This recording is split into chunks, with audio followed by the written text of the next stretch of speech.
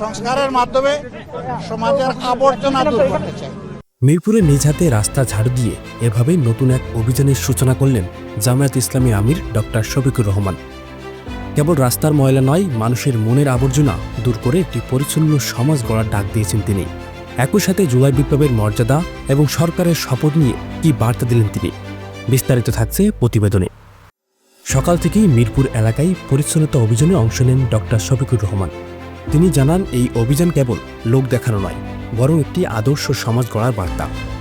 জামাত আমির তার কর্মীদের নির্দেশ দেন প্রতিদিন ফজরের পর অন্তত আধা ঘন্টা নিজ নিজ এলাকা পরিষ্কার রাখতে। প্রতিদিন ফজরের পরে আমাদের প্রত্যেক ইউনিট মিনিমাম আধা ঘন্টা সময় এই পরিচ্ছন্নতার কাজ করবে। তিনি বলেন, পরিবেশ সুন্দর থাকলে মানুষের মন ভালো থাকে এবং এর ফলে সমাজের ভ্রাতৃত্ব ও দায়িত্ববোধ বৃদ্ধি পায়।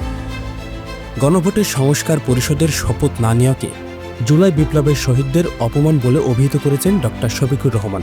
তিনি স্পষ্ট করে বলেন, জুলাই বিপ্লবের কারণেই আজ বর্তমান সরকার গঠন হয়েছে। এই জুলাইয়ের কারণেই তো নির্বাচন হলো এবং তার বিরোধী দলীয় নেতা হওয়া সম্ভব হয়েছে।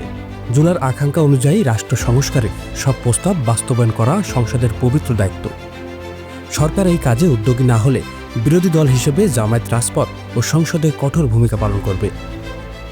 নিজ নির্বাচনী এলাকা নিয়ে জামায়াত আমির বলেন, সরকারের ফান্ডের অপেক্ষায় না থেকে জনগণের শক্তিতেই মিরপুরকে একটি মডেল এলাকা হিসেবে গড়ে তোলা হবে।